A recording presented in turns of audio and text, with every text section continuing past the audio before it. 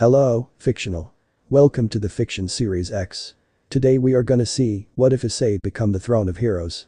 Part 1. If you end up liking this video, please consider subscribe, so without further ado, let's get into the video. Issei, I know you're sad about what happened to your mother, but try to have a good time, for Irina's sake. Remember their family's moving tomorrow, requested his father. I'll try, Dad, replied the 10-year-old Issei as he approached his friend Irina. Come on Issei-kun, let's go, cried Irina as he rushed towards the festival stands. Issei was going to follow him when a specific stand caught the boy's attention, the throne of heroes. Shrugging, he walked over to it and was immediately greeted by an old man who quickly offered Issei a seat. Hello boy, what can this humble magician do for you? Greeted the man. I was just wondering what this stand does, replied Issei. The man just gained a smug smile. We make heroes, boy. Would you like me to do the same to you? Issei's eyes widened and he nodded eagerly. He wanted to become strong, and heroes were strong, weren't they?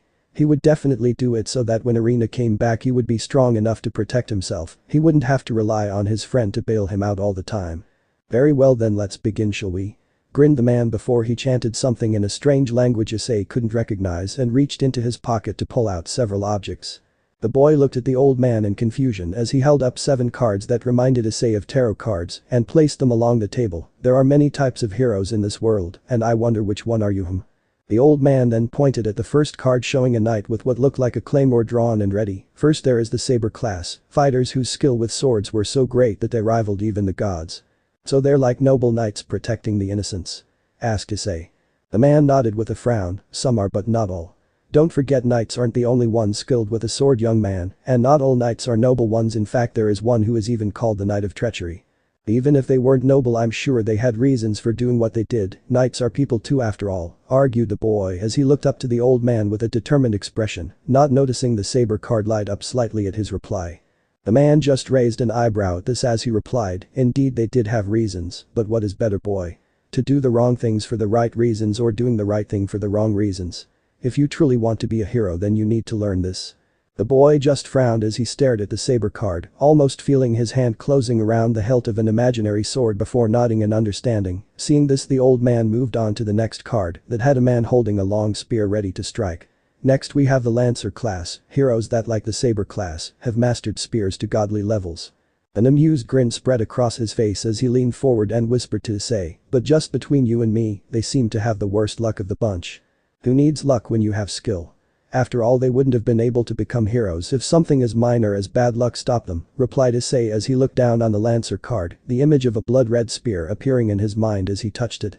Quite so, agreed his companion, snapping Issei out of his daze and drawing his attention back to the conversation, the boy once again not noticing a small light coming of the Lancer card.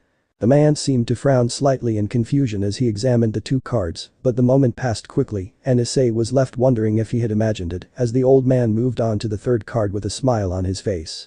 Looking down on the 3rd card, Issei saw it appeared to be a rider in some kind of chariot, preparing to ride after his enemies. Now we come to the rider class. They are heroes who are known for their amazing mastery of mounted combat, or have a mount so famous they can't be pictured without it, continued the old man. What does that mean? Asked Issei in confusion. Ma, I got it. Tell me, when you think of Batman, what do you picture? Asked the man. Batman riding down the street in his Batmobile, chasing after the bad guys, replied the boy, eagerly. Exactly. You see, Batman would be considered a rider hero, he explained, giving Issei an approving nod. So I could be Batman? Shouted Issei in excitement, drawing the attention of others celebrating the festival.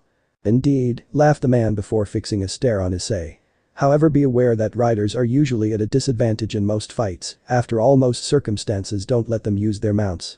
Issei just looked up at him with an eager smile as the feeling of reins appeared in his hands and he heard the booming of thunder. The harder the fight, the greater the prize. After all, that's what conquering is all about. Like the 2 before it, the rider card glowed softly at this, while the man nodded as his grin grew wider and he led Issei over to the next card.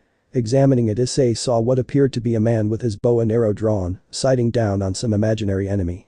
This is the archer class, the masters of ranged combat.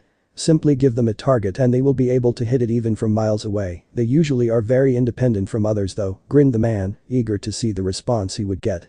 So they're like solitary hunters. The ultimate hunters, able to catch anything that they put their mind to. Too wild and free to be held down by others and yet at the same time one of the loneliest heroes to exist, replied Issei sadly, as images of a lone figure hunting in the woods and running in foot races faded out of his mind. The old man nearly jumped for joy as he eyed the card beneath Issei's hand and watched as it glowed softly. The man then quickly drew the boy's attention to the next card before Issei noticed the light. The boy looked down and saw what appeared to be a cloaked old man holding a book of some kind and giving off a very wise aura. Next we have the caster class, embodying the best magic users that have ever existed. They can do spells that most mages today could only dream of, and then some, definitely not one to be looked down upon for its lack of physical strength, explained the man, cheerfully. Magic is real, cried the boy in wonder. His companion nodded in amusement. That's right, and speaking from personal experience, it is very useful. Wouldn't you want to use it too? Of course, then I could do my own magic show. As his thoughts were filled with childish wonder at the possibilities. However, his thought soon turned into something odd. He felt his body growing hot and yet it was comforting, almost like the sun. Next, images of a large building, almost like a palace, filled his head and he saw a group of angry men rushing towards him before the images shattered and were replaced by an ornate mirror hovering in front of him. "Oh, boy," shouted a male voice, snapping Issei back to the present as the man watched him with an intrigued expression. "Sorry, I zoned out for a second," apologized the boy. His companion just waved him off and pointed to the next card, causing Issei to freeze as he followed the man's gaze and examined the card. Issei frowned as he saw the picture of what could only be described as a monstrosity or mad beast on the card. "What is that?" he asked, fearfully. Now, don't be so quick to judge," berated the old man with a smile. "This is the Berserker class, heroes that have gone mad with grief, rage or bloodlust. They are one of the strongest, but at the cost of their sanity. Heroes that have lost their loved ones. I know how that feels," replied Issei as he stared at the card with sympathy. "So you can understand why they did what they did?" questioned the man in surprise. The boy just nodded with a weary look in his eyes that didn't belong on a child's face. "Yeah, honestly I probably would have done the same." The boy's eyes widened however as he saw the card glow and a stone axe sword seemed to appear in his hand before fading away. Alarmed, Issei quickly looked up at the old man who just smiled and continued on to the final card, which showed a man with a skull mask performing a mid-air backflip. And finally we come to the last one, the assassin class. Now I know what you are thinking, how could an assassin ever be a hero? Well, have you ever seen the Ninja Turtles? They are assassins, and yet people still consider them to be heroes, he quickly explained, seeing Issei's horrified expression. Issei was silent as he just picked up the card and stared at it, clearly conflicted about the choice until finally he placed it down on the table and looked up at the man with a serious expression that completely contrasted his childish face. "No one respects life more than someone who has to take it away. If I had to do it, I would never enjoy it, but at least I could make it painless," he decided as the card gave off a soft glow and as Issei looked back at the old man his eyes widened. For just an instant he could have sworn he saw a giant ornate guillotine behind the old man. Blinking, Issei frowned and the image faded away as he let go of the assassin card. The man just laughed before he picked up all 7 cards and examined them with growing excitement. "Incredible, in all the worlds I've been to no one has been compatible with more than one, let alone all 7, not even your counterparts, boy." "Huh?"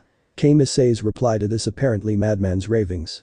The man just smiled as he handed the 7 cards to Issei, who nearly dropped them as all 7 began glowing at his touch. "Alright boy, listen carefully, these cards will help you become strong enough to be a hero, now you just need to pick one. So which will it be? What kind of hero do you want to become?" he asked, eagerly.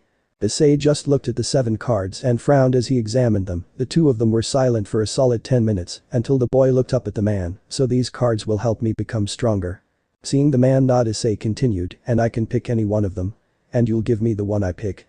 "That's right," replied the man, looking even more curious than before. Issei just put all 7 cards on the table and stared at his companion with a determined expression. "Then I pick all of them," he announced. The man's face became a textbook expression of shock before he suddenly burst out laughing. "Well, aren't you the greedy one? I can't believe it, a child managing to shock me. Me, the master of kaleidoscope. Kisher Zelrich Schweinerg." The newly named Zelrich finally stopped laughing as he handed the cards back to Issei. "Looks like I've found a new world to be my playground after all. Congratulations, Issei Haidu, come and claim your prizes." Issei grinned happily as he examined the cards and ran off to show his friend Arena. Zelrich smiled as he watched him go. "I have high hopes for you, Issei Haidu, and I can't wait to see how you evolve this time around." As Issei dragged his friend Arena back to the stand to show him the old man, they were both shocked to see nothing there. No Zelrich, no festival stand, nothing but an empty space. "Issei-kun, it's not nice to tease people," pouted Arena as they walked off. For his part, Issei just looked down at the cards in his hands, trying to piece together what had just happened. Eventually shrugging, he placed them in his pocket, not noticing them beginning to glow briefly as 7 ghostly figures appeared above him before disappearing. Issei sighed as he found himself in the same place as usual and climbed up off the stone ground before taking note of his surroundings. The area looked like the Roman Colosseum with an arena floor, as well as bleachers reaching up into the sky. Where the emperor's throne sat was a massive red dragon statue, cradling the throne protectively. Issei stood on the ground floor in the arena area, sighing as he saw the 7 sealed doorways leading out of the arena. Each of the doorways had a different symbol above it, showing one of the class cards he had received all those years ago. "Man, I really hate this place," sighed Issei as he once again found himself trapped on the arena floor like usual. "Zelrich, you bastard, these cards are useless. They've done nothing but trap me in my dreams since I got the damn things." As soon as he finished his rant, Issei had to duck as a piece of the stands above broke off and nearly hit him in the head. "You were responsible for that, weren't you, Zelrich? Come out. I know you can hear me, you bastard." There was only silence in reply, causing Issei to growl in frustration before laying back down on the floor as he closed his eyes and waited for the dream to end. "I will get stronger, with or without his help, even if I'm dealt the worst luck in the world, I'll definitely get stronger," he thought, determined as the dream began to end. However, right before he left, Issei could have sworn he heard the sound of something cracking and crumbling near one of the sealed doorways.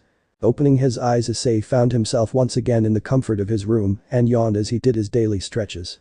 Unfortunately, as he did so, Issei failed to keep track of the time, and when his alarm rang again, the teen froze as he stared at the clock before getting changed and bolting from his room and out the door. "Issei, where are you going? What about breakfast?" his dad called from inside. "Sorry Dad, there should be some leftovers from last night you can heat up," replied Issei before he slammed the door behind him and rushed towards school. Looking at his watch, Issei began picking up the pace. "Oh man, I'm going to be late." Memories of the student council president's last punishment for being late filled his mind, making Issei reach speeds that would make even the Flash himself impressed as he desperately tried to beat the clock. Finally, Issei allowed himself to feel some form of relief as he saw Kuo Academy appear in the distance, bringing tears of happiness to his eyes. Cheering with joy, Issei made it into the school grounds just as the bell rang, making Sona Shitori sigh as she ticked me off the list. "You're cutting it a bit close, Haidu-san. In the future I would recommend you keep a better track of the time," she commented, glaring at him. "Right, I'll get right on that, Kaichu," assured Issei as a chill ran down his spine.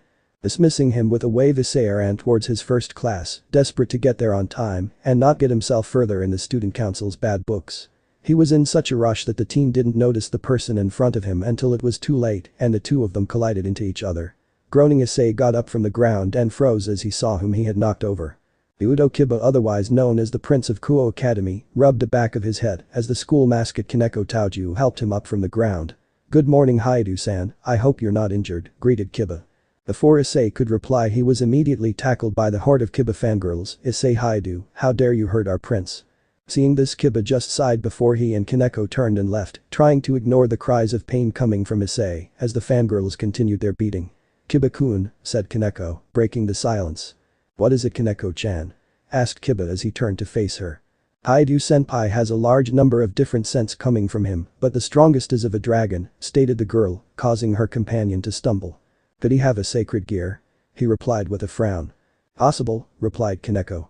Kiba sighed before heading to the clubroom. "We'd better tell Butchu about this." Issei sighed as he rubbed his recent wounds from the fangirl beating and headed home as the last bell of the day mercifully rung. Excuse me, are you Issei Haidu?" asked a female voice.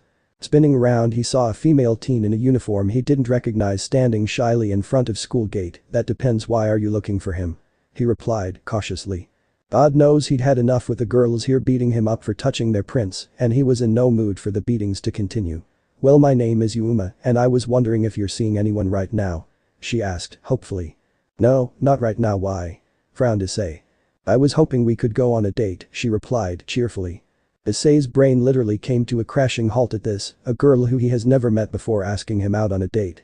If he were part of those perverted duo, he would have leapt at the opportunity to go on a date with a woman like that. Don't get him wrong, he loved Op-I as much as the next guy, but it was tempered by common sense, something that is apparently sorely lacking in those two perverts. As it was, this was definitely odd and a little suspicious, but his mother did always tell him to give people a chance. Besides, what's the worst that could happen? Giving her a smile, he nodded. "Sure, why not? Is Sunday at the shopping district any good for you?" "Yes, I'll see you there," she shouted happily before running off. Well, maybe my abysmal luck is finally about to change, grinned Issei happily, not noticing the watchful eyes of Kaneko as the girl emerged from her hiding place with a frown. All in all, the date was going rather well. It had started off a bit weird with some cosplayer giving him a flyer which he then placed in his card holder, but after that, everything seemed to be going great. In fact, Issei couldn't remember the last time he'd had this much fun. "Hey Issei-kun, could you do me a favor?" said Yuma as the two stopped by the park water fountain. "Sure Yuma-chan, what is it?" he asked, although an uneasy feeling began spreading throughout his body. "Could you please die for me?" she replied with a sickeningly sweet smile as black crow-like wings appeared on her back. Issei's eyes widened and he immediately dodged to the side as his instincts screamed at him to move, only to cry out in shock as a light spear hit the spot he had been standing previously. Issei quickly backed up and glanced at the spot had just vacated and blanched as he saw a smoking creator remaining. "Yuma, what the hell are you doing?" he shouted, fearfully. "I'm sorry Issei, but you're a threat to us and need to be eliminated.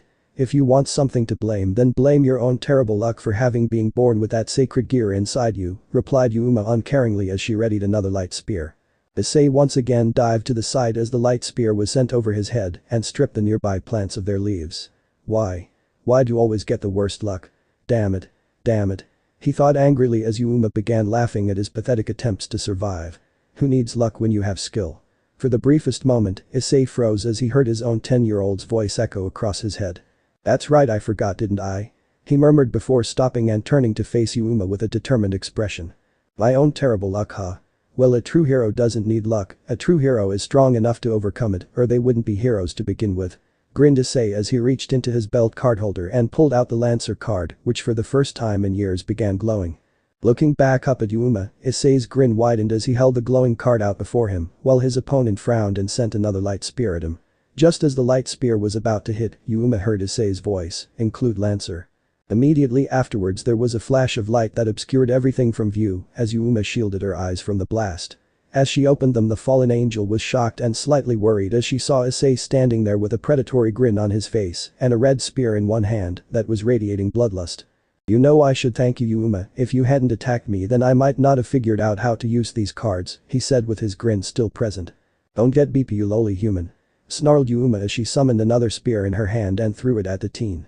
Issei merely sighed before deflecting the light spear with his red lance, causing it to explode behind him and as he began calmly walking towards her. "Tell me, Yuma, how many people have you conned with this little scheme of yours? How many people have you killed?" growled the teen as he approached. "Shut up. They're just worthless humans. Nothing but beeperches beneath my feet," she growled as she continued raining spears down on him. Issei just dodged and deflected each one, his eyes never leaving hers as he advanced. "I see, then it's safe to assume that you'll continue doing this to others.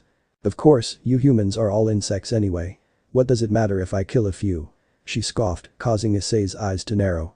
"You're rotten to the core, aren't you? Looks like I have no choice," he sighed before rushing towards her with a speed that rivaled most Devil Knights. Yuma was only able to see a blur of movement before he appeared beside her and sent a roundhouse kick to her head, sending her slamming against a wall. The fallen angel quickly recovered from her surprise and summoned her light spear just in time to block Issei's red lance, only to see her spear get shattered by the lance that then created a long bloody cut along her arm. Issei then followed up his attack with the blunt end of his lance, hitting Yuma in the stomach and sending her crashing into the ground a few feet from him. "Sorry to tell you, Yuma-chan, but my lance is much too fierce to be stopped, but those pitiful excuses you call spears," informed Issei with a grin. "You bastard," panted Yuma as she pushed herself up from the ground and glared at her supposedly weak opponent. "Don't think that just because you've unlocked your sacred gear means you've won." Issei looked unimpressed by her boasting. "I'm done holding back, Yuma, and you better start fighting seriously or..." He suddenly appeared in front of her with his lance aimed at her head. "I'll kill you." Yuma only just dodged the blow as cut strands of her hair floated to the ground and she was again thrown backwards by a kick to the gut. Finally having enough of this beatdown, Yuma snarled before she leapt into the air and began flying high above him, summoning another spear. "You see, this is the difference between us, human. That spear of yours can't do anything to me now, can it? Now be a dear and stand still so I can kill you already," gloated Yuma. Issei just laughed. "I suppose now is as good a time as any to use it." He then grasped the red lance with both hands before getting into an odd stance. Yuma watched on unimpressed until the bloodlust from the lance skyrocketed as its head began to glow with a red light. The fallen angel just prepared to throw her spear, but it was too late as Issei looked up at her with a satisfied expression that rapidly turned to surprise as he dodged another barrage of light spears. "Rainer, what the hell is going on? How hard is it to kill a simple human?" shouted a male voice. "Shut it, OOC. There's something weird with this kid," she replied angrily. "Well, hurry up. We need to kill him before the devils realize what's going on," replied a fedora-wearing man with black wings and summoning a spear in each hand. "Fine, then get down there and help me, you battle maniac," snarled Rainer as she began pelting Issei with spears. OOC just watched appraisingly as Issei deflected and dodged Rainer's spears before an excited smile crossed his face as he leapt towards the human. Sensing him coming, the team brought the lance up to block the downward strokes from OOC's spears before pushing the male fallen angel back with a kick to the stomach. Not giving the fallen angel time to recover, Issei sent a rapid number of jabs at his opponent's chest, only to see OOC dodge the strikes before using his feet to sweep kick Issei and knock the human off balance. The teen's enhanced reaction times were the only things that saved him from the fallen angel, nearly braining him with his two light spears.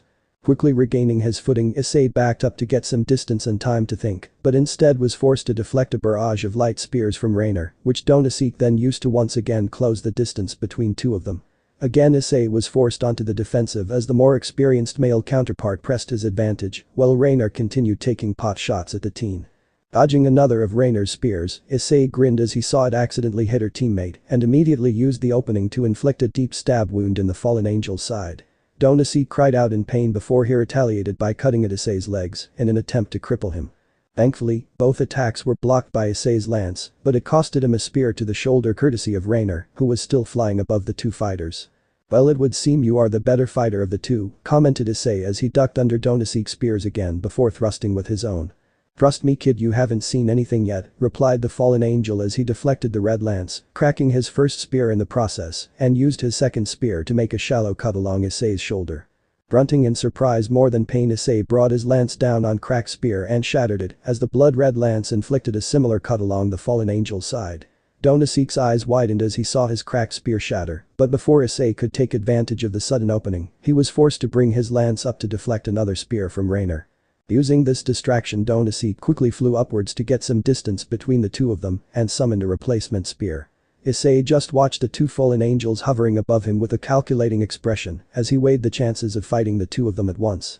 He could feel his body beginning to tire from the constant abuse it was taking and knew that he couldn't afford for this fight to go on much longer.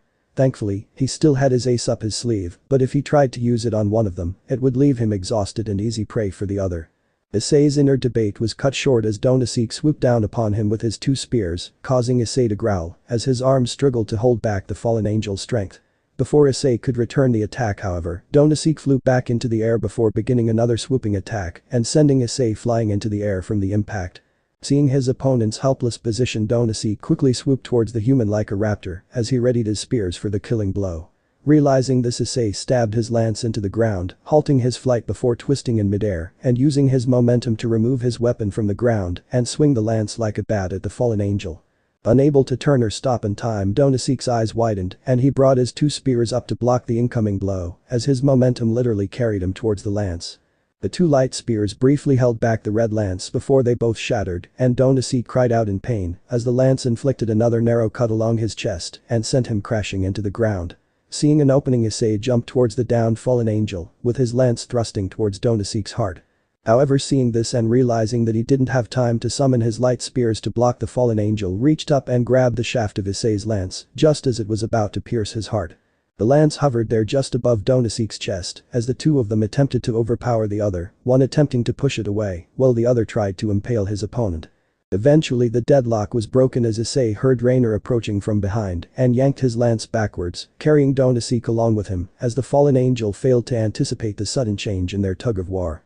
The male fallen angel was once again sent flying and crashed into Rainer, which sent the two of them tumbling to the ground, only for them both to roll to either side as they dodged Issei's red lance stabbing where they had been laying seconds earlier. The two fallen angels quickly took to the sky as they began to reappraise Issei, who was meeting their gaze, a bloodthirsty grin on his face as he picked up OOC's fedora that had fallen to the ground and placed it on his head. "What is up with this kid?" muttered OOC as he tried to ignore the pain from the numerous wounds and summoned his spears. "I don't know, he wasn't anything like this before he summoned that sacred gear," replied Rainer, equally wary of the boy. "Is that even a sacred gear? I don't recognize it, do you?" he asked with a frown. Rainer shook her head. "No, I don't, but it has to be a sacred gear, what else could it be?" I don't know, but I keep getting the feeling that he's holding back against us, like he could end this in a single attack if he wanted to, answered Donaseek with a concerned frown. Don't be ridiculous, Donaseek, he's just a human, he doesn't stand a chance against the two of us, scoffed Rainer. Donaseek remained silent as he just stared at Issei's lance and frowned as his battle-hardened instincts kept screaming at him to run from that demonic spear. The reports had said that the boy had a draconic sacred gear, not a demonic one, and while it was possible for the reports to get it wrong, Donaseek couldn't escape the feeling that this wasn't the case. Boy, are you two done yet? I thought you were supposed to be on a limited time frame, commented the smug human. You smug little shit. I'm going to take great pleasure in killing you, snarled Rainer. Donaseek just gritted his teeth as he realized the kid was right, they couldn't afford for the devils of the city to catch them here. Sighing, he and Rainer nodded to each other before the both split up and each began throwing spears from different angles. Damn it. Growled Issei as the sheer volume of spears being thrown began to overwhelm him, cuts and scratches beginning to appear along his body. Finally there was a lull in the spear barrage as both fallen angels stopped to recover their energy and stared down in shock at Issei, who was panting heavily but still alive and kicking. Sighing as he realized that he would need to use his ace, Issei grasped his lance in two hands and got into his stance, focusing on the more experienced Donaseek. Instantly the bloodlust around them increased tenfold as the tip of Issei's lance began to glow a blood red, begging to be unleashed upon his enemies. Not removing his gaze from Donaseek's eyes, Issei thrust his lance forward as he activated the noble phantasm, making recognition and fear appear in the eyes of the two fallen angels. "Bolg," called Issei as his lance turned into a red beam that began heading straight towards Donaseek. The fallen angel quickly dived behind the stone fountain only for the red beam to live up to its name and change direction at an impossible angle before piercing his heart. The name had been called and so the reversal of the nature of causality activated. Instead of the heart being pierced by the thrust of the lance, it became, the heart has been pierced so the lance must have been thrust. Meaning that the spear cannot be thrust without the heart first being pierced, as Donaseek had just found out. Rainer just watched as the lance pierced her companion's heart before he coughed up blood and collapsed to the ground, the expression of shock still on his face. Bold then transformed back into a red beam before returning to Issei's hand and turning back into a lance as the team grinned up at her. Impossible. Only Kuchulin himself can use that weapon. Don't tell me you're one of his descendants. I didn't think he had any left, exclaimed the shocked Rainer. Maybe I am and maybe I'm not. The question now is, shall we continue this or do you want to call it here? Bluffed Issei with a confident grin as he tried to hide his exhaustion. Rainer pondered for a minute as she looked between Issei and her dead companion, eyes widening as Issei's image was briefly replaced by a blue-clad man eyeing her with an eager smile, before she turned began flying away as fast as possible to get out of the Bold's range. After she left, Issei collapsed to the ground in exhaustion and he began panting heavily as Bold glowed before turning back into the Lancer card. "See, I knew you could do it," cheered a male voice from a nearby park bench. It was a good thing that Bold had already vanished, as he probably would have stabbed the bastard right then and there. The occult research clubroom was quiet as they all prepared for the summoning that didn't happen, as the silence continued until Kiba was the first to speak up. "But I don't think it's happening." "Amity was supposed to summon me, so why didn't he?" cried a distraught Rias. "But what's done is done and we can't change that, we just need to deal with it," replied Akeno. Rias sighed but nodded, inform Sona about what happened and to make the proper arrangements. "Also let her know that I'm done letting these fallen angels think they've outsmarted us. From now on, if we see them, then attack on sight. They will pay dearly for this." "Understood. Shall I send out the familiars to search for them?" asked her queen.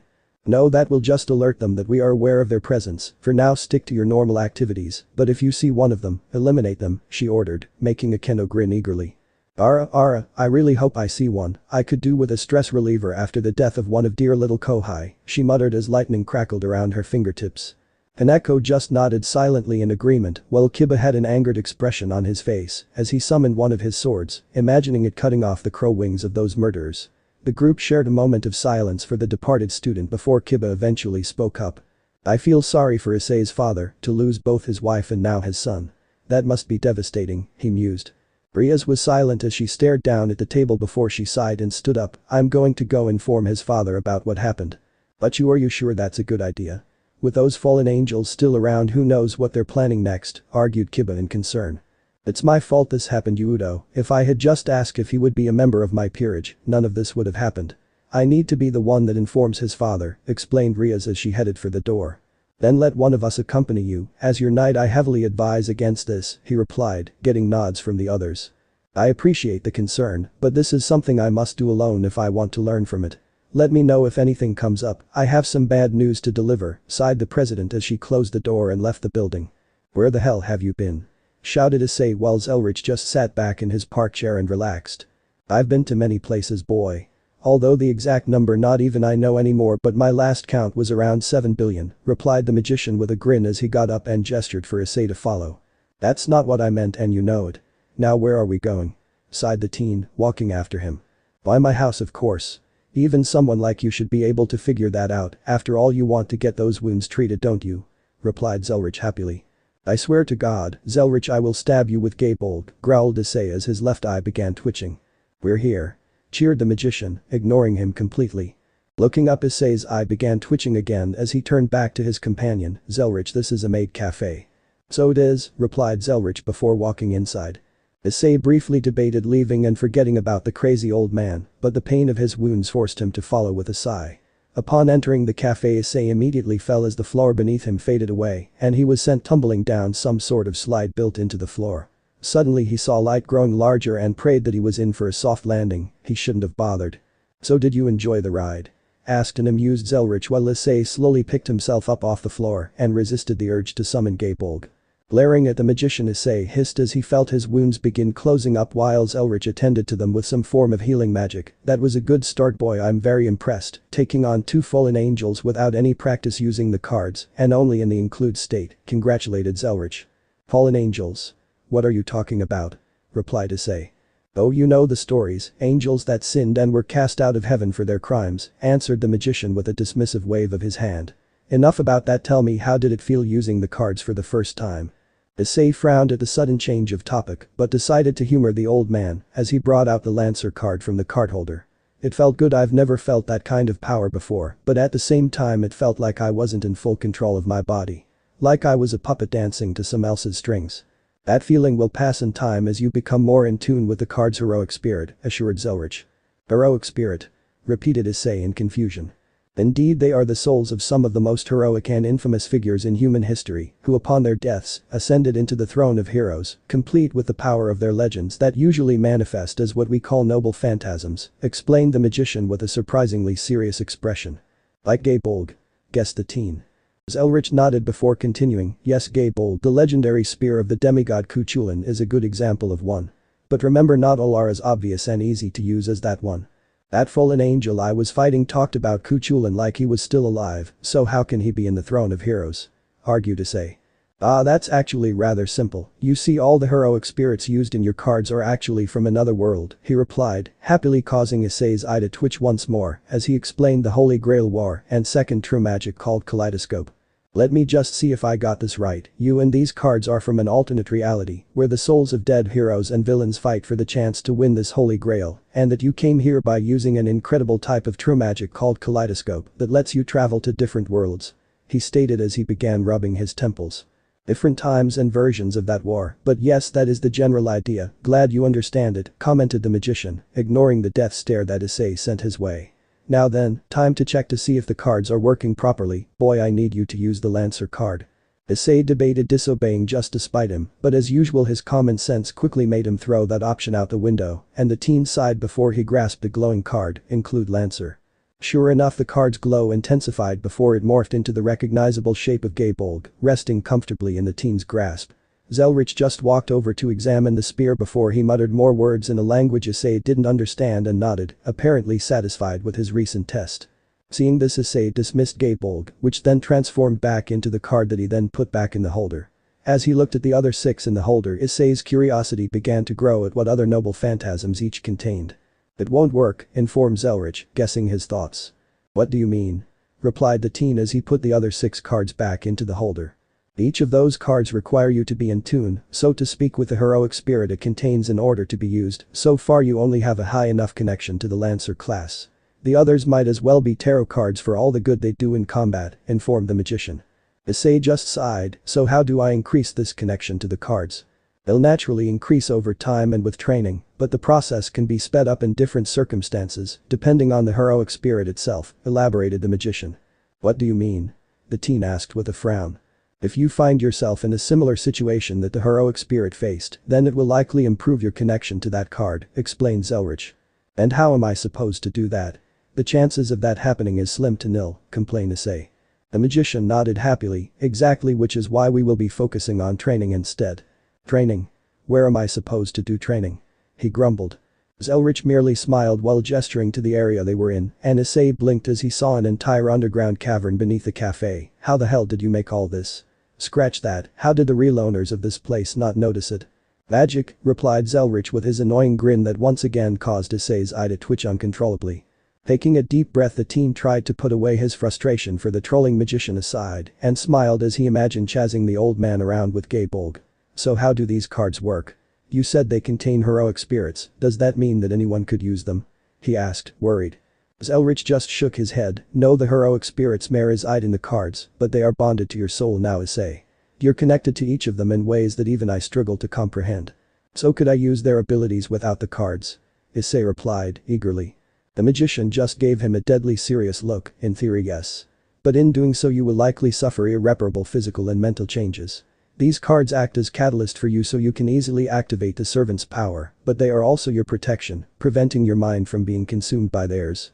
Even with the cards, using install still has major side effects, muttered the magician quietly. Install? Repeated Issei. Something you're nowhere near ready for yet, boy, stick to include for now, ordered Zelrich, sternly, and getting a nod of understanding and response. But now that we got that straightened out, are there any more questions before I send you back home? Asked the magician. Yeah, if Kuchulin is in the Lancer card, then who are the other 6? Questioned Issei, only to groan as he saw a smug smile spread across Zelrich's face. Now why would I tell you that? It wouldn't be nearly as entertaining for me if I did that now, would it? Laughed the magician. Fine, then at least explain to me who the hell was attacking me earlier and why. You can do that much, can't you? Growled Issei, his short patience long since expired. Fair enough, conceded the magician as a smile spread across his face. Now listen up, you're about to hear a story courtesy of good old Uncle Zelrich himself. Oh goody, deadpanned Issei. Ignoring his unenthusiastic listener, Zelrich continued, you see, it all started with the 3 biblical factions. Issei frowned as he made his way back home and sighed as he thought about how badly the day had gone. First time I get a girlfriend and she tries to kill me, damn Lancer luck. Still, who would have thought that angels and devils exist and that God is dead? The teen was quite shocked when Zelrich had revealed that little tidbit of information, but just used it as a reminder that no one was invincible and that he shouldn't get beepy with his power. Raynor said she was after me for my sacred gear, did she just mistake the class cards for one? He pondered as the teen approached his house. Man, Dad's going to be mad at how laid out I was, he muttered with a sigh before opening the door to a sight he never thought he'd ever see. There, sitting in the middle of the room, was his father, who was happily drinking a beer, while sitting across from him was one of the 3 great Oju Samas of Kuo Academy, Ria's Gremory. Upon hearing the door open, they both turned to see him walk in, his father smiling as he greeted his son, while Ria's just stared at him in complete shock. Issei, come have a seat and join us, Gremory-chan apparently has something incredibly important to tell us, invited Mr. Haidu. Oh, does she now? Replied Issei as he gave her a suspicious glare that caused Rias to squirm slightly before sitting down next to his father, keeping one hand around the Lancer card, should he need it. Well, Gremory-san, we're waiting. Rias just nodded before staring at him. Haidu-san, did anything strange happen today? You mean aside from finding you in my house? No, he lied, making Rias flush in embarrassment. So you didn't notice any strange people around or odd events throughout the day? She continued. A smug smile appeared across his face as Issei decided to channel a bit of Zelrich. Well, there was this one person who seemed really odd. Ria smiled happily as she continued the interrogation. Good, Haidu-san, now I need you to describe her. Issei nodded. Okay, first it was a woman, seemed about high school age or maybe older by a couple of years. That matches what we have so far. Now, did she have black hair and was she wearing a school uniform of some kind? She replied with a frown. Well, she did have a school uniform on, but I'm afraid that the woman didn't have black hair, he answered. Ria seemed slightly shocked at his response, but the look disappeared quickly as she collected herself. I see, Haidu-san, could you please describe this woman to me? Issei's grin just widened. Okay, she had a buxom figure, blue-green eyes and bright crimson hair. In fact, if you want I could give you her name right now. Ria's eyes just narrowed as she glared at him. Issei, Haidu, this is serious, and I don't appreciate these jokes. Issei, she came all the way here by herself, the least we can do is take her seriously, scolded his father. The teen just sighed as he nodded. Sorry, Gremory-san, I've just had a very trying day today. Your date didn't go so well. Guessed his father, causing Ria's eyes to widen in recognition. That's one way to put it, laughed Issei. Issei, Haidu, does the name Yuma Amano mean anything to you? Questioned Ria's with a suspicious gaze. Interesting, so she does know about Rainer. Now the question becomes, how does she know about her? As good as the occult research club is, I doubt they were able to immediately identify her as part of the supernatural, he thought. Hey Issei, wasn't Uma-chan the name of that girl you were dating? Questioned his now drunk father. His son just sighed as he realized that he couldn't deny that now and nodded, drawing a triumphant smile from Riaz. Yeah, I know her, why do you ask? He replied. Instead of responding, Riaz just turned to look at his father. Mr. Haidu, you're looking really tired, I think you should go to bed now. Issei watched as his father's eyes glazed over slight before he shook his head and turned to his son. Issei, I'm going to go to bed, remember to lock up before you go to sleep. The teen nodded and watched as his father left the room before turning to glare at Riaz as he pulled the Lancer card out of the card holder. You have 10 seconds to explain what you just did before I stab you in the heart. I never picked you to be the violent type, Haidu-san, frowned Riaz. Only when my family is involved, Grimmery-san. I already lost my mother and I'm not losing him as well, growled Issei. I understand, believe me, I feel the same about my peerage, and I swear to you on the name of Grimmery that I only used a bit of hypnosis so we could talk, nothing more, promised Riaz, and after looking her in the eyes, Issei was surprised to find he believed her. You mentioned a peerage, that must mean you are a devil, commented the teen. You know about us? Questioned Riaz in surprise. The fallen angels mentioned you briefly during our fight, lied Issei, remembering to keep Zelrich a secret. You fought off multiple fallen angels by yourself. Your sacred gear must be incredible, exclaimed the devil. I didn't do that well, in fact I nearly died and was covered in wounds after the fight, replied the teen, rubbing the back of his head with a smile on his face. Haidu-san, most humans wouldn't be able to stand up to a single fallen angel, let alone fight off multiple, lectured Riaz, excitedly. Just call me Issei, I prefer it, he said as he smiled at Riaz before offering a hand. Seeing this, the devil just flushed and shook his hand with her own smile. Then please call me Riaz. Issei just frowned in concern before he placed a hand on her forehead and causing her face to become the same shade as her hair. You don't seem to have a temperature, but then again you are a devil, so who knows what's normal for you. I am fine, she stuttered before regaining her composure. Issei, your sacred gear, could you show it to me? Issei frowned as he debated the pros and cons of each choice. After all, he could easily say that Gaebolg was his sacred gear, but there was a chance she would recognize the spear. Still, those fallen angels didn't recognize it until I said its name. Maybe this world's Gaebolg looks different. I suppose now is as good a time to check as any, he thought, before sighing as he held up the glowing card. Include Lancer, he whispered, and the card transformed into Gaebolg, causing Ria's excitement to grow as she examined the spear. Can I hold it? She requested, cautiously. He just nodded before handing the spear over to her, and the devil stared at it with a confused expression. Is something wrong? He asked. No, it just isn't what I expected you to have. I can't detect any sign of a dragon residing in the spear. In fact, I don't recognize this sacred gear at all, she replied with a frown.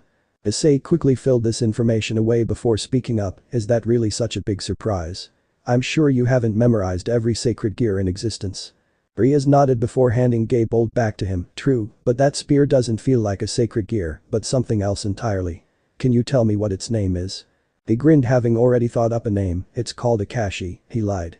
Red Death. How unimaginative, and yet from the bloodlust it gives off, surprisingly appropriate, frowned Riaz. Still, I can't remember ever hearing about this sacred gear before. Maybe I'm the first wielder to ever wake it up? He suggested, remembering how Zelrich explained these sacred gears to him. I suppose that is possible, but still, with how long sacred gears have been in existence, I find it hard to believe that this one has never been activated until now, responded Riaz with a thoughtful expression. In the words of a great detective, when you have eliminated the impossible, whatever remains, however improbable, must be the truth, quoted Issei with a smile.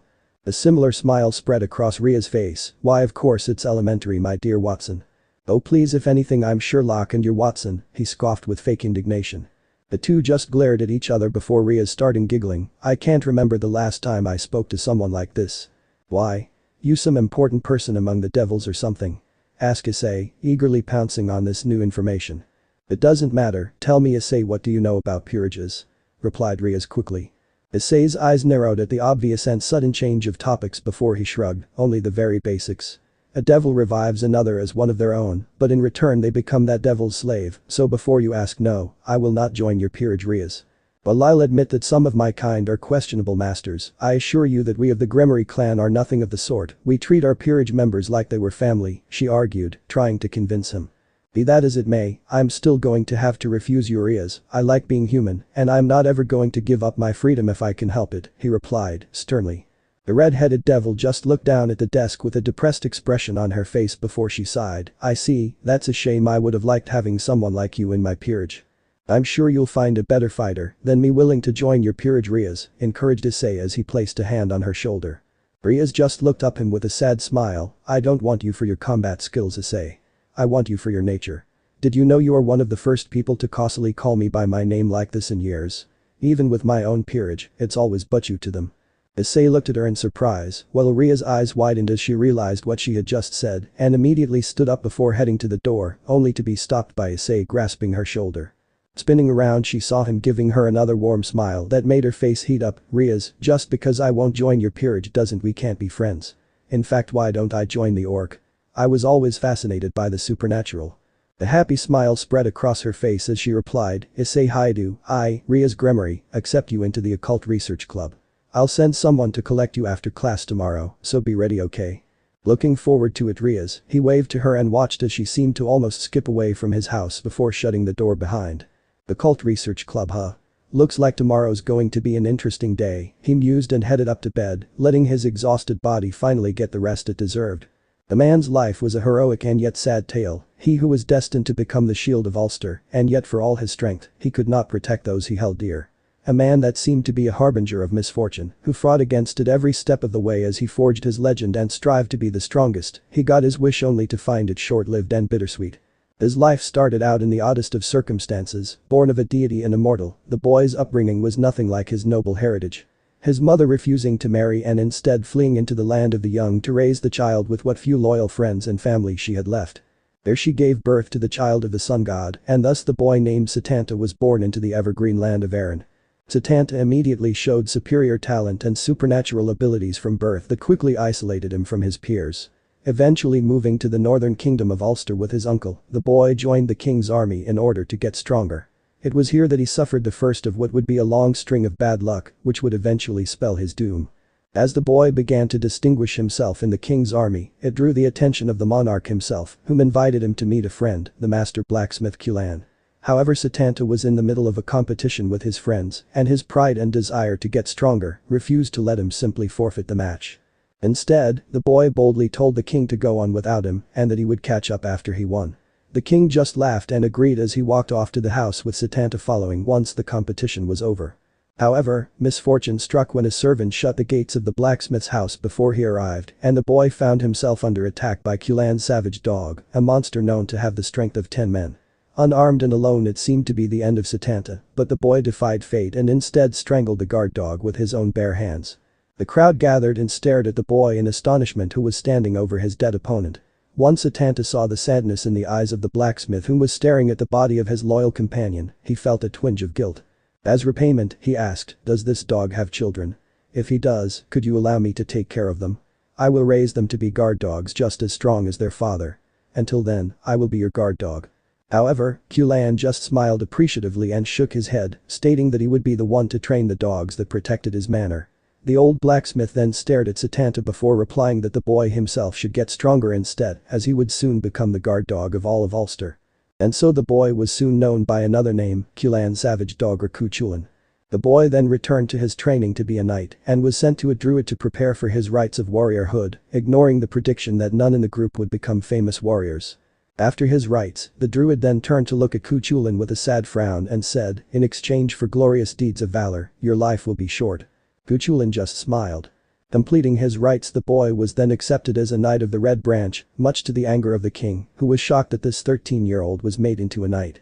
Once again, misfortune struck as Cuchulainn and his king erupted into an argument and ending in a demonstration of the boy's strength, earning the ire of the king. Having his authority severely limited, Cuchulainn began searching for strong opponents when he came across the most beautiful of women named Emer. In order to prove himself to his newfound love, he traveled to the land of shadows and sought out the sorcerer named Scathach. Upon finding the sorcerer and training under her, Cuchulainn met the warrior that he would one day consider his older brother, perverted. Together the three of them grew close, but after completing his training and mastering the demonic spear Gaebold, Cuchulainn and perverted left for their respective countries. Before he left, Cuchulainn told Scathach that should she bear his son then to name him Conla and to send him to Ulster. However, what should have been a happy and momentous occasion turned dark as Cuchulainn unknowingly spelled the doom of his son. The father gave Conla 3 vows he had to follow: to not answer his name when asked, to not change course, and to not back down from a fight. Cuchulainn and Ferdiad parted ways shortly after the two left Scathach, as they both realized that they wouldn't persuade the other to abandon their countries. The two brothers in all but blood just laughed before they began the long trip back to their homes.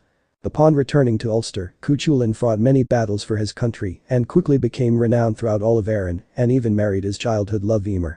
However, his short-lived happy youth soon came to a crashing end as he was once again called to defend his country. Fighting off the invading army almost single-handedly, Cuchulainn was forced to watch as the Red Branch trainees protecting him were slaughtered to the last man. Unfortunately for him, this drew the attention of the goddess Morrigan, who offered him protection, but he refused, believing that he needed this to get stronger. Angered by this insult, the goddess herself began to attack, only to find Cuchulainn able to fend off every one of her blows and even treat her wounds afterwards. Admiring his noble heart, the goddess left with a faint blush on her cheeks. However, the fates were not done torturing the man, and he suffered through the worst hell imaginable as he fought. Coming face to face with his friend Ferdiad. He didn't want to fight the man he considered his brother, but their orders were absolute, their honor forcing them to put aside their close friendship as they sought to kill each other. The two were evenly matched, and so for the first time Cuchulainn was forced to use Gaebolg on the man he called brother. As he lay his brother to rest and they said their final farewells, Cuchulainn only sighed as he looked at his pride and joy Gaebolg, now dripping with Ferdiad's blood.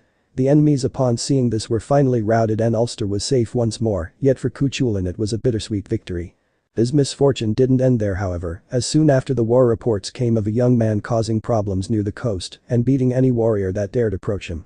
Therefore, the king commanded Cuchulainn to face him, much to the horror of Emer, who tried to convince him otherwise. However, his loyalty and honor could not let him disobey a direct order from his king, and so Cuchulainn traveled to this man and fought him to the death. Once again, finding himself evenly matched, Cuchulainn was forced to use Gaebolg and pierce the heart of this young man.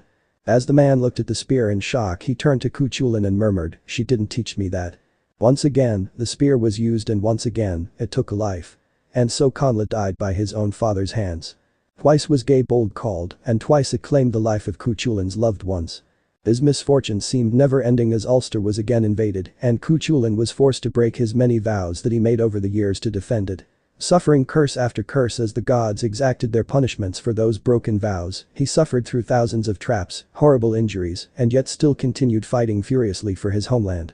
Eventually being impaled by his own spear, the Shield of Ulster refused to die, laying down and struggled to his feet with a smile on his face as he passed on to the afterlife. Unfortunately, not even death would be the end of this hero's misfortune. Summoned for a war he had no interest in other than fighting strong opponents.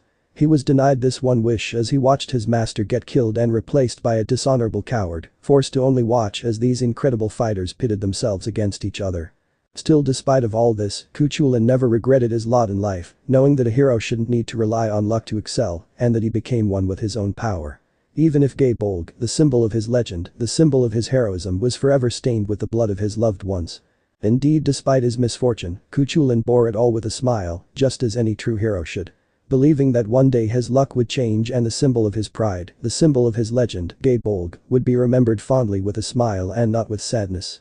That it would break the cruel fate surrounding it and would be used to protect loved ones instead of reaping them.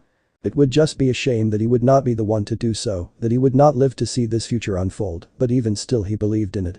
But now it was time to pass the torch on to the next generation. After all, no hero lives forever. May Gaebolg serve its next wielder better than it served me. Become strong and fight well. Issei hide you, for you now carry with you the hope and pride of Cuchulainn. Issei woke in a cold sweat as he jumped out of his bed and fell to the floor in a panic. Groaning, the teen picked himself up from the ground before glancing at the class card spread out across his nightstand. Picking up the Lancer card, he stared at it before calling out Gaebolg and just examined the blood-red lance with a cautious look on his face. What was that? He muttered, thinking about the near lifelike dream he had just woken up from with a start. Was that Cuchulainn's memories? Was that what happened to him if he continued down his path to become stronger? No, he couldn't. He wouldn't hurt those he cared for like that. Would he? As a worried panic began to fill his mind, the teen suddenly felt a small pressure on his shoulder. Spinning around with Gaebolg at the ready, he found no one there except his own reflection in the mirror staring back at him. As he looked into the mirror, Issei was shocked as he saw the panicked expression on his face. However, the expression quickly died as he felt an oddly calming pressure coming from Gaebolg, allowing his thoughts to slowly return to normal. That's right, I already decided, didn't I? I would become strong to protect my family and my friends, no matter what fate throws at me I will get stronger. There is no way I would ever hurt them like that is there, he laughed as he put the memories of the dream to the back of his mind. As he dismissed All Issei felt the pressure return on his shoulder, and as he looked back up to the mirror, he had to do a double take. It might have been a trick of the eye, nothing more than his imagination, but for a brief moment he could have sworn he saw a familiar blue-clad man nodding his head approvingly as he placed a hand on Issei's shoulder before disappearing. Issei wasn't sure how long he just stood completely still and stared there at his mirror, his brain struggling to comprehend what it just saw. It wasn't until his alarm clock starting beeping that the teen woke from his trance and quickly glanced at the time, the color draining from his face as he did so. Not again. He cried in distress as the teen rushed to get changed and grab his cards before bolting out the door, once again nearly knocking his dad over in the process. However, in his mad rush to get ready for school, Issei didn't notice what appeared to be a large black crow that had been observing him outside his window since he woke up. Its eyes displaying an unnatural intelligence for a simple animal, and if anything, it looked surprised at the sight of All. As Issei rushed toward school, the crow watched him go before flying after him, making sure to keep the teen in sight. The crow just watched as the teen was scolded by a devil for being late before he went about the rest of his day, oblivious to the new observer he had. Issei sighed as walked into his class and tried to ignore the numerous glares sent to him by the girls already in the classroom and curiously twin death stares sent by the perverted duo. Sighing and deciding to just deal with it later, the teen made his way over to his desk, only to be ambushed before he could reach it. "Issei, hide you bastard," shouted an angry voice as the teen in question sidestepped, tackling Mitsuda. "Mitsuda-san. What are you doing?" frowned Issei in confusion. "Getting payback," replied the pervert. "For what?" asked the teen. "You know what you did, Haidu," growled Motohama as he rushed over to his friend's side and helped him up off the ground. Issei just continued to stare at them in confusion as he thought back to the past couple of days, trying to remember if he did anything to offend them. However, he couldn't think of anything. In fact, he was the only one in the class who gave them any sort of respect, actually willing to hold up a conversation with the duo rather than beating them up or simply ignoring them. Motohama-san, I'm sorry for whatever I did to insult the two of you, it wasn't my intention, but can you at least tell me what I did?" he replied, diplomatically. "You got a girlfriend before us?" they both shrieked, causing Issei to blink in confusion. "Girlfriend? What are you talking about?" he repeated.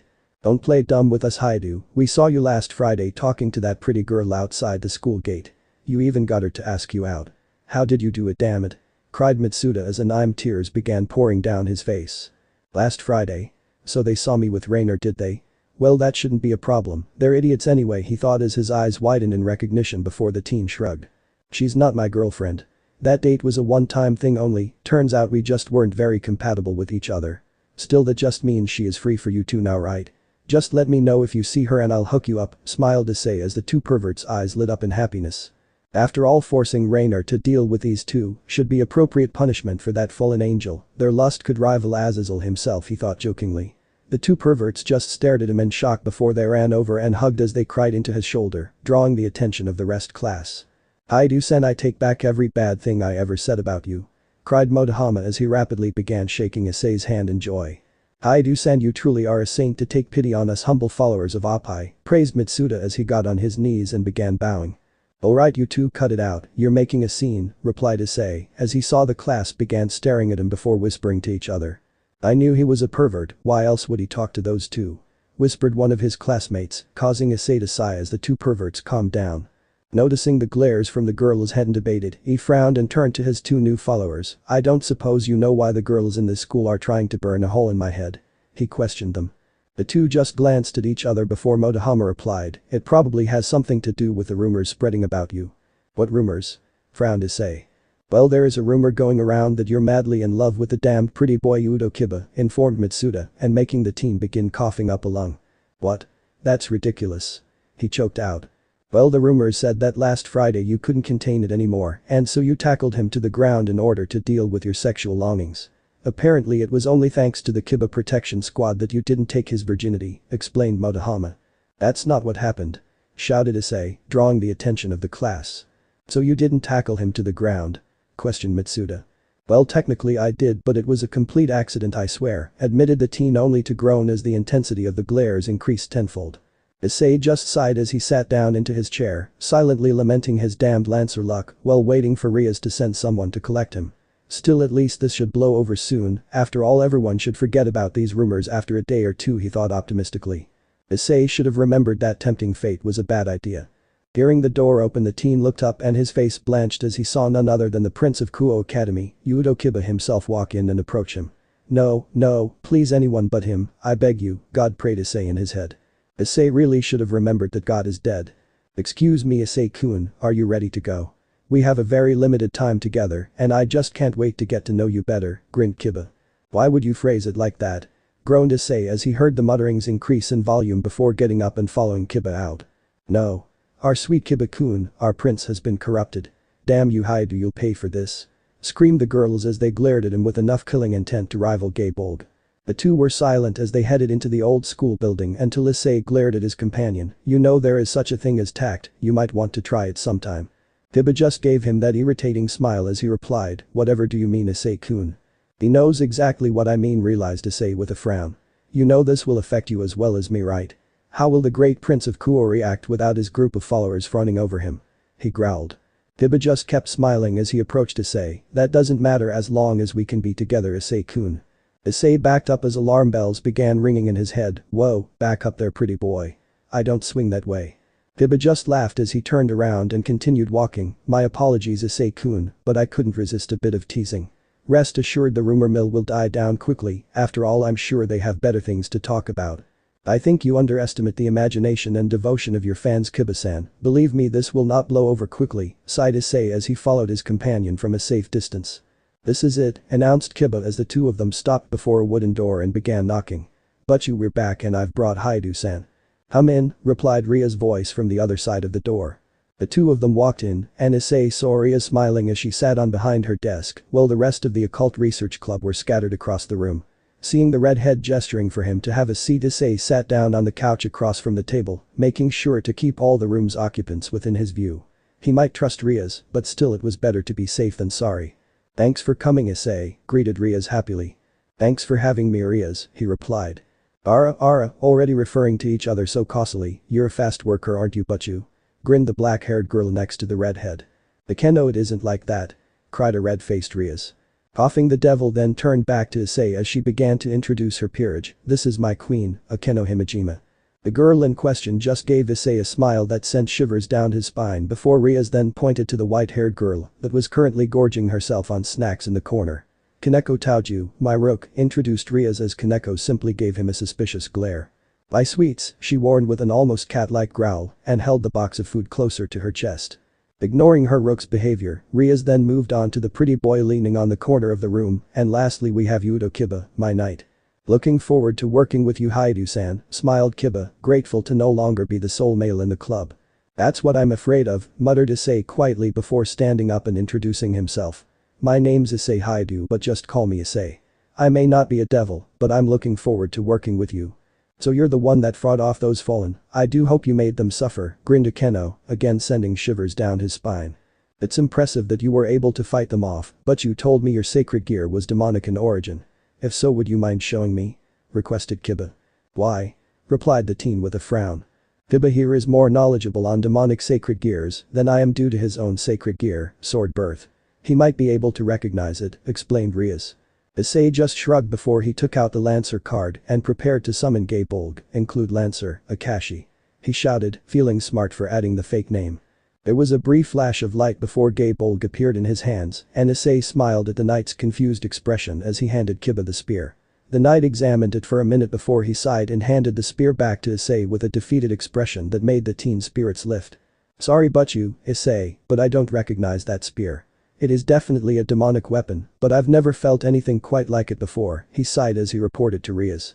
Could it require special circumstances to activate? That could be why we've never heard of it being used before, proposed Rias as she stared at the knight, whom just shrugged. Possible but unlikely, I've yet to hear of a demonic sacred gear that couldn't be awoken in the usual way, replied the knight with a frown. What do you mean usual way? Questioned Issei, storing this knowledge for later. Rias just turned to face him with a confused frown. Most sacred gears are actually relatively easy to awaken if you're determined enough. It's all about your mental state. The best method is to picture the strongest thing you can imagine, and usually they are awoken. But this wasn't the case with mine, concluded Issei, and getting a nod from Rias. Indeed, so you can understand our confusion about Akashi, replied Riaz with a sigh as she began rubbing her temples. Eventually seeming to snap out of her stupor, Riaz stood up from the chair. Well, I think that's it for today. Really, that's all? Questioned Issei, surprised. Today was merely an introduction, tomorrow we will be doing actual work, replied Riaz, only to be stopped by Kiba. Actually, but if you don't mind, I'd like to challenge Issei-kun to a duel, he announced, shocking every present. I have no problem with that, after all I still need to get payback for what you did in the classroom, smirked Issei. Riaz just looked between the two boys who were staring at each other with excited expressions and sighed. Very well, I'll prepare the barrier. Middle sighed as she flew over the city, loving the feeling of the wind rushing against on her skin and through her feathers. There were times when it really did pay to be a fallen angel, and these flights of hers was one of them. Her mood soured, however, as she remembered why she had left the abandoned church in the first place, growling at the memory of Kalwerner and Rainer, mocking her childlike form. It wasn't her fault, damn it. It didn't make it any better that her two colleagues had begun treating her like some child once they saw the humans doing the same. I swear I'm going to kill that Fried, this is all his fault, she grumbled, angrily. The fallen angel just sighed as she began to head back to their base. Rainer wanted them all to stay there until that idiot nun showed up. Apparently she had been scared by the human she was supposed to kill, but instead returned beaten and bleeding with one less member of their group. Middle frowned as she remembered the nonsense her leader had been spouting. Honestly, Rainer had probably been hallucinating from blood loss. Turning, the fallen angel began heading back towards the church when she felt a barrier forming around the devil's school building. What are those devils up to? She muttered and briefly debated her options. She could leave and not worry about it, it was the less risky option, but at the same time this was the perfect chance to get some intel on them. Plus if she succeeded, then Rainer and Kalwerner would have eat their own words about her being a useless waste of space. With her decision being made, the fallen angel quietly approached the school building and headed towards where she heard the sound of clashing metal coming from the courtyard. Hiding in the nearby tree line, Middle was greeted to the sight of the Devil's Knight and the human boy fighting each other ferociously. The fallen angel could barely track the two as they became a blur of movement. In fact, she was so focused on the fight that Middle nearly jumped as she saw something move above her. Slowly looking up, the fallen angel relaxed as she just saw a lone crow staring at her before it began preening its feathers. Breathing a sigh of relief, Middle returned her attention back to the fight, not noticing the crow stop preening itself and doing the same. How will decided the winner? Asked Issei. How about by first blood or until one of us is unable to continue? Replied Kiba, getting a nod from Issei. Ready, Issei-kun? Inquired the knight as the two stood facing each other on opposite ends of the courtyard behind the old school building. Are you? Taunted Issei as he gripped Gay-Bolg with both hands. Riaz, along with the two other members of her peerage, were standing off to the sidelines and watched with concerned yet eager expressions on their faces. Issei just frowned as he saw Kiba summon a sword from nowhere and thought back to what Zelrich had told him about peerages. He's got a knight piece, so that means that he's the equivalent of the Lancer and Rider class for the peerage system. This was both a blessing and a curse, since Issei was confident that, even without the full benefits of the Lancer class on him, that he would be able to keep up with the Devil's speed, but by the same token, there was no way he was going to outspeed his opponent. Which meant this was going to come down to an endurance contest to see who could outlast the other, putting Issei at an immense disadvantage with his human heritage. After all, that fight with those two fallen angels had left him exhausted, and Issei had a nagging feeling that his new opponent was an even better fighter than those two combined. Suddenly the Knight of Gremory rushed towards Issei and sent a quick overhead slash that was blocked by the shaft of Gay-Bolg. Kiba then leapt backwards, using Issei himself as a springboard as he dodged the blunt end of the spear, swinging it where his stomach had been moments before. As the knight regained his distance, he gave Issei an approving nod as a smile crossed the blonde's face, while Issei returned the gesture before beginning his own charge. Kiba quickly turned his body in a half-turn as the blood-red lance pierced where his chest had been earlier and retaliated by sending in his own demonic blade towards Issei's neck. Seeing this, Issei quickly ducked under the swing and backed up a couple of steps before once again lunging towards the knight, with pointed at the blonde's chest. Kiba just brought up his sword and deflected the lance to the side before taking advantage of the opening as Issei overextended. Seeing the knight's demonic blade rapidly approaching, Issei removed a hand from Gay-Bolg and with reflexes that surprised even himself, grabbed Kiba's wrist and halted the sword's descent. However, instead of trying to remove Issei's hand, Kiba just grinned as he pulled Issei closer and summoned a second sword into his free hand. Realizing what was about to happen, Issei used his other hand to swing Gay-Bolg towards the knight's feet, attempting to trip him over. In a testament of his skill, Kiba's eyes widened as he felt the shaft of the spear hit his legs, and in a matter of seconds, the knight dismissed his second sword before using his now free hand to steady himself as he jumped over the spear. Unfortunately for the knight, Issei still had his other arm locked in a vice grip and the teen used this to hold Kiba in place as he thrusted Gabolg at his chest.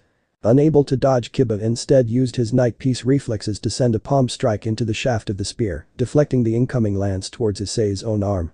Growling in frustration, Issei was forced to relinquish his hold on the blonde knight and Kiba immediately used this to go on the offensive.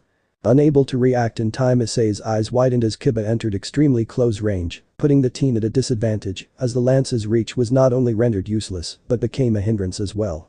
Knowing this, the knight pressed his advantage as his assault became more aggressive and Issei was beginning to feel himself growing tired as he dodged and blocked every blow that Kiba sent his way, waiting for the blonde devil to make an opening.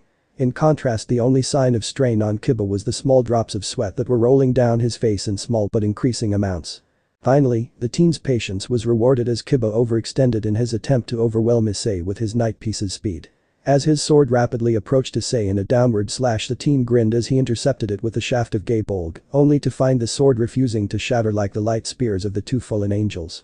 This locked the two in a contest of strength, as each knew that to break away from this deadlock would create an opening, and so the demonic sword created from a sacred gear met the demonic noble phantasm Gabolg. As the demonic weapons clashed, the ground beneath the two fighters began to crack from the increasing pressure.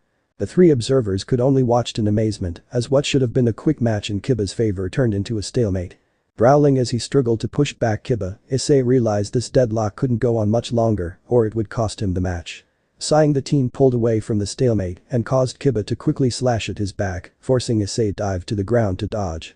Seeing his compromising position, Kiba charged the downed form of his opponent only for Issei to grin as instead of blocking the strike, he spun Gabolg in front of him and showcased his own skill by hitting the knight's wrist with the blunt end of the spear. Crying out in pain, Kiba dropped his sword but didn't have time to recover from the blow as Issei attacked the disarmed knight relentlessly, not giving him time to summon another sword. Kiba's knight reflexes and advanced skill were the only things keeping him in the game at this point, proving that even if they were unarmed, Issei couldn't take a devil lightly. Deciding he'd had enough, Kiba rushed at Issei with a speed the human could barely track and faster than anything Issei had seen before. All he could see was the image of Kiba blur before he saw a fist approaching his face and was sent skidding across the ground. Rubbing his head and groaning in pain from a massive headache, Issei swayed to his feet and stared at Kiba, who had already summoned another sword with a slightly different design to the first. Surprised? Don't worry, not many humans can keep up with a devil knight when they get serious, explained the blonde devil. So you're finally getting serious, are you? Replied Issei with heavy breaths. Hey Issei-kun, do you know what my sacred gear's ability is? Asked Kiba with a smile. You can summon those swords of yours whenever you want, replied Issei as he tried to recover his strength. Close but not exactly right. Sword birth lets me make any demonic sword I want, for instance one that would shock its victims with enough electricity to rival a stun gun. Not very useful against devils or other supernatural creatures, but against humans it is surprisingly effective, commented Kiba as the sword he held suddenly came alive with electricity. Issei's face blanched as he realized the implications of that sword. It didn't matter if he blocked it or not, the electricity would still travel down the weapon and shock him anyway. Which meant his only chance to win this now was to not get hit by that sword even once, near impossible with Kiba's newly increased speed. The teen's inner strategy meeting was cut short as the image of Kiba began to blur and Issei immediately dodged to the side before stabbing Gabolg just behind where he had been standing. If Kiba was surprised by the lance suddenly thrusting towards him, he didn't show it and instead bended backwards as the spear passed just above his head. Recovering quickly, the knight grabbed Gabolg's shaft and brought the spear up to meet his electrified demonic sword. Eyes widening, Issei had no choice but to let go the spear entirely as it became charged with electricity. Kiba just threw the spear to the opposite end of the courtyard where it stuck into the ground and walked over to where Issei was standing. Do you wish to yield, Issei-kun? Asked the knight. No way, it's no longer just my pride and honor alone on the line anymore, Kiba. Someone told me to fight well and get strong, and I can't do that if I just give up whenever things get tough, replied Issei. Their three observers just stared at him like he was mad, while Kiba himself just had a surprised look on his face before he nodded in understanding. Very true, forgive me for insulting you, Issei-kun. Shall we finish this? If you think you can, smirked Issei. Kiba just smiled before his image began to blur again, and this time Issei grinned as he sent out a punch to the space beside him and was rewarded with the shocked face of the blonde knight. If anyone had taken the time to look at Issei's fist, they would have seen, for the briefest moment, what appeared to be a green glowing gem embedded in it as it hit Kiba's stomach. Much to the shock of everyone, including Issei himself, the blonde devil was sent flying across the courtyard from the force of the punch. Issei immediately used this to his advantage as he rushed over to Gaybolg and brought the spear up just in time to smash Kiba in the gut with the blunt end of the lance. The knight staggered slightly before he dived to the ground and quickly rolled to his feet as the blood-red lance pierced the spot he had just vacated. "What was that you said, Kiba? Only a few humans can keep up with a devil knight." "Well, it looks like I'm one of them," smiled Issei as he twirled the spear back into a ready position. "Indeed, it appears I underestimated you, Issei-kun," laughed Kiba eagerly as he brought his electrified demonic sword back up to its own stance. Issei and Kiba just both charged each other with their demonic weapons, and the three observers were shocked as the two combatants became a blur of movement that even their eyes struggled to track, kicking up dust in the process that further obscured the pair. Eventually the dust settled and Riaz was shocked to see Gaybold pressed against Kiba's chest, directly where his heart would be, while Kiba's sword was hovering against Issei's neck. "It would appear to be a draw, Issei-kun," commented Kiba with a smile as he removed the sword from the teen's neck. "Apparently so," replied Issei, doing the same as he dismissed Gaybold and pocketed the card. "That was incredible, Issei-kun, who taught you to use a spear like that?" questioned Kiba. Actually no one did, I'm self-taught," replied Issei truthfully and grinned at Kiba's shocked expression. "I see, and how long have you been practicing for?" continued the knight curiously. "A little while," lied Issei as he yawned and approached the three observers, not seeing Kiba's suspicious glance at him as he followed. "Riaz, I'm beat, if you don't mind I'm going to head home," informed the teen. The devil broke out of her shocked stupor and simply nodded. "Of course, Issei, remember to come to the clubroom during break period, okay?" "Sure thing, Riaz," he replied and left the courtyard, leaving the devils to silently comprehend what they just saw. The crow just silently watched the events from its perch in the tree before flying away, easily avoiding the devil's defenses and laughing at the foolish fallen angel, attempting to spy on the group. It had seen what it wanted to see and now it had to report on these new events. That style of fighting was definitely the same as his, granted it was a weaker version of it, but still, how did that boy mimic it to such a degree? And that spear, there was no doubt that it was his spear. But that was impossible. His spear was currently being hidden back in the otherworld at this very moment with her colleagues, yet at the same time it was here in the domain of the Shinto faction. The others would not be pleased to hear about this, especially La. The crow sighed as it continued flying until it was out of sight where there was a flash of light and the bird vanished. "He's hiding something," accused Kiba with a frown once they were sure Issei had gone. "What do you mean, Kiba?" asked Riaz seriously. The knight just frowned. "But there is no way that someone can become that skilled with a spear by being self-taught. Even if they had years to practice there would still be flaws in their technique, and yet the skill Issei-kun displayed was at the very least at a master level. Next, keep in mind that he only awoke his sacred gear yesterday. Even a master fighter would take weeks to become accustomed to a new weapon like that, and yet he wields it like he has had it for years. It just doesn't add up," continued Kiba.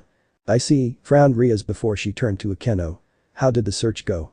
Akeno just shook her head. "I did what you told me last night, but I couldn't find any record of a sacred gear by the name of Akashi. I even requested the help of the student council, but they couldn't find anything either." "If Sona can't find anything on it, then it is a lost cause," sighed Riaz as she began rubbing her temples in frustration. "That's assuming Akashi really is his sacred gear," replied Kiba as his frown deepened. There was silence as the rest turned to face the knight. "Kiba, there is nothing else it could be. Issei-kun is clearly no magician or exorcist," replied Akeno with a confused frown. "Kiba, please explain," ordered Riaz. The blonde devil nodded. "But I've seen many demonic sacred gears, and in the brief time I held the spear, I can tell you that it is nothing like them. It felt different. In fact, if I was to try and compare it, I would say it's more like the true demon swords than any sacred gear." Seeing that he had their attention, Kiba continued, "Secondly, what about those cards? If one of them transforms into a demonic spear, then what about the others? What's stopping one of them from containing a holy sword for all we know?" "So you believe that the cards are the sacred gear and not Akashi?" questioned Riaz, happy that they were apparently making progress in figuring out the mystery of Issei Haidu. "Again, I think that it is a possibility, but the knight trailed off." "But?" prompted the redhead. Kiba just shook his head. "It's nothing but don't worry about it." Riaz frowned, but before she could speak up the red-headed devil was interrupted by Kaneko as the young former Nekashu walked up to them with a worried frown on her normally blank face. "Kaneko, what's wrong?" asked Riaz in concern. "Blood," replied the white-haired girl, fearfully. "Blood?" repeated the rest of them. Kaneko nodded. "Issei-senpai sent change twice, first when he summoned Akashi and later during Kiba-kun's sparring session." "And you smelled blood?" asked Kiba worriedly. "When he summoned Akashi, his scent changed to resemble that of a blood-stained evergreen grassland, but during the spar the dragon scent briefly returned more powerful than ever," informed the former Nekashu. Our little Kohai certainly is quite the mystery, isn't he, Butchu? Giggled Akeno as she turned to Riaz with an amused smile. Butchu, I really don't think this is a good idea letting him join the orc, especially after this new information. He could be an agent for the other factions, it's just too dangerous, protested Kiba. Don't worry, I had his background checked out before this, he has had no contact with any of the factions since he was a child, Riaz assured her worried knight. What happened when he was a child? Asked Akeno curiously. One of his childhood friends moved to England and was trained as an exorcist by the Anglican Church, however they lost contact with each other ever since she moved and haven't spoken since, informed Riaz. If you say so, Butchu, but what happens if he finds out what your original plan was? He will definitely angry about that, replied Kiba with a frown. Riaz just sighed, we'll cross that bridge if we get to it, Udo, for now treat him with the respect you would give to any of our peerage members. Remember, you are representing the Gremory family now, and we should make a good impression. Are we going to introduce him to Sona and her peerage? Asked Akeno. Yes, we should introduce him to the other devils, it is our duty to do so after all, replied the redhead. Akeno just tilted her head with a fake smile of confusion. Ara, you mean you're not doing it to establish your claim on him?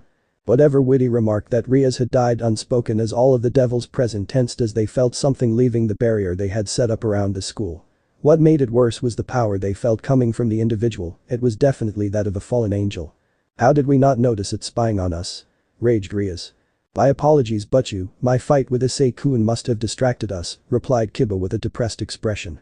It's not your fault, Udo, none of us could have known this was going to happen, comforted Riaz with a sigh. The club president then turned to face the rest of her peerage. Let's head home, unfortunately that fallen angel is long gone and there's nothing we can do about it. Yes, Butchu, they replied unhappily. Middle just laughed happily at the success of her spying operation. Not only did she get to see the boys and devils fighting ability, but she even found some incredible information on both their sacred gears. The devil's sword birth would likely prove to be a problem if they were attacked, however, that human's sacred gear wouldn't be a problem if the devil's theory proved to be true. Both Kalwerner and Middle had been extremely surprised when Raynor had come back and immediately told them to back off their target. Apparently, that idiot thought that he was the descendant of Kuchulin and didn't want to pick fights with the Celtic mythos. Ridiculous, what would a member of the Celts be doing in Shinto territory?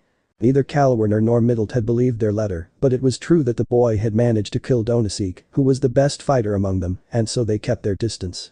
But now things were different, the boy was clearly exhausted from his fight with that devil, and if the devil boy was right, all she needed to do was steal his cards, and then he would be helpless.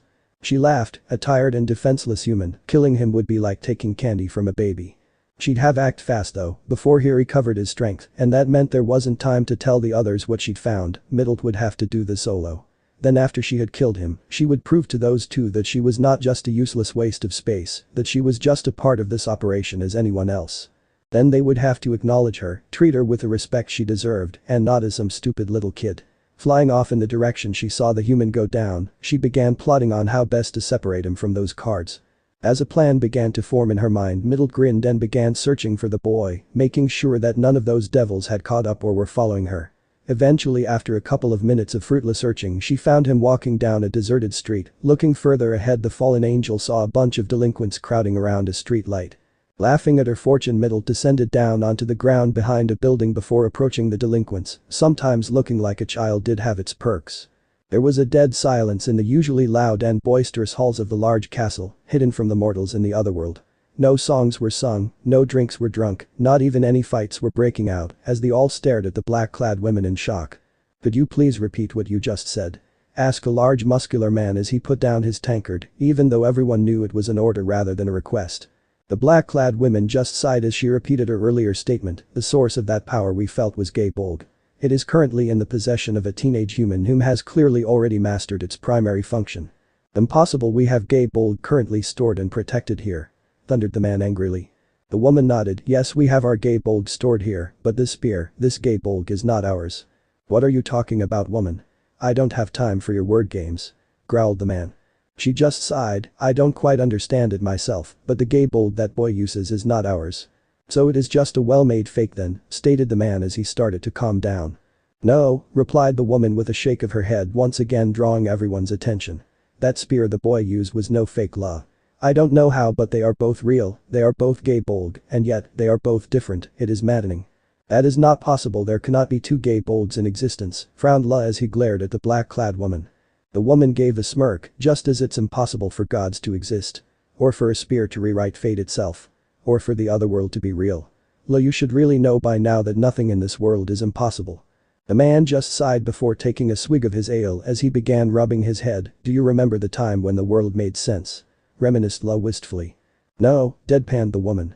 Neither do I, in fact something tells me I'm going to need more alcohol before this conversation is over, admitted Lu with a sigh before ordering another round of drinks. The woman refused when he offered her a drink and instead just sat down in the seat opposite Lu as the rest of the drinkers slowly returned to their merrymaking. Be honest with me, are you absolutely sure that it wasn't a fake? Asked Lu with an almost pleading gaze. I'm sure, Lu. I've been on the receiving end of that spear before, I know what it feels like, and that lance the kid used gave off the exact same aura, she confirmed with a sigh of her own. Great, what's next? Excalibur reappearing. Grumbled the man as he downed another drink.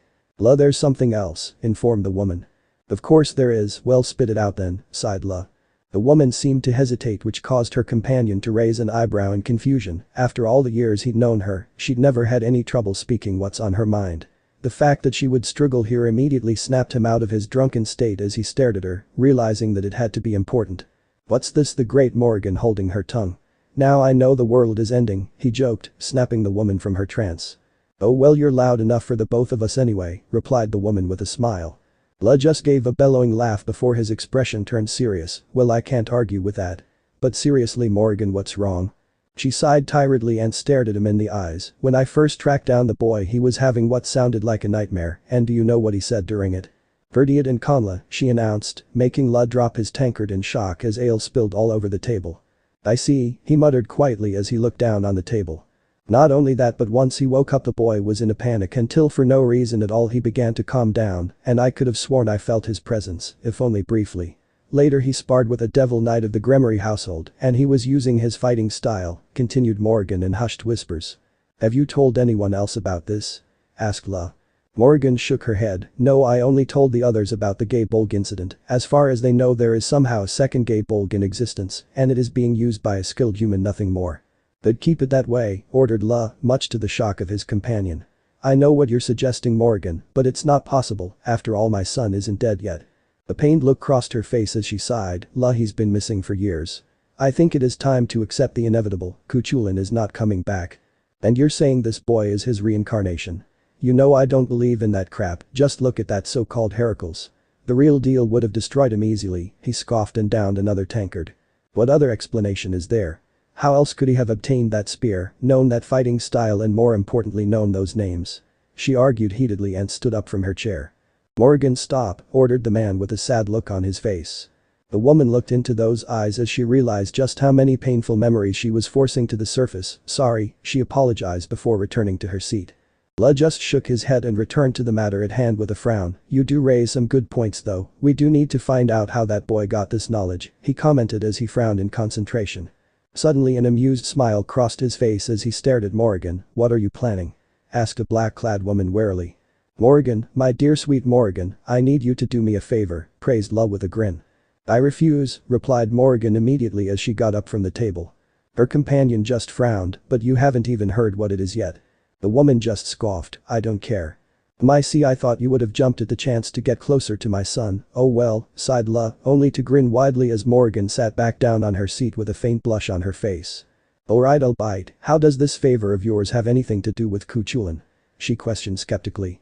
The jovial smile dropped from Lu's face. This boy clearly has some form of connection to my son, and I want to know what it is. You want me to spy on him, stated Morrigan with a frown. Now, spying is such a harsh word. I prefer the term observing, smiled the man. Why ask me? There are plenty of others who can do the job better, reminded the scowling woman. True, he admitted with a nod. But as much as it pains me to admit it, you're the only one I trust right now. The only one with enough motivation to actually try and help. The others might just kill him before he becomes a threat, I understand. Cuchulainn wasn't the most popular among us, nodded Morrigan. My son did have a habit of making more enemies than he did friends, agreed Lu with a sigh. I can watch over him, but what will you tell the others? They will get suspicious at my absence, not to mention that they might send over assassins themselves, asked Morrigan. You just leave the politics to me, trust me I can be very persuasive if I need to be, grinned the man happily. Morrigan just shook her head in disbelief. Who would have thought the god of the sun and the goddess of death and destruction would actually work together? Truly these are dark times, agreed La in a somber tone that didn't match his smiling face. The two members of the Celtic mythos gave respective laughs before sealing the deal with a handshake, and Morrigan got up from their table. The black-clad goddess frowned as walked out of the castle and transformed into a large black crow as it flew off into the distance. Then there was a flash of light that marked the goddess's departure from the otherworld and her return to the human world. End of the part 1. So how was this story? I hope you like it. And if you like it, share this story with your friends and like the video too. And don't forget to subscribe our channel for daily awesome fanfiction. Okay, it's time for me to go. Bye bye.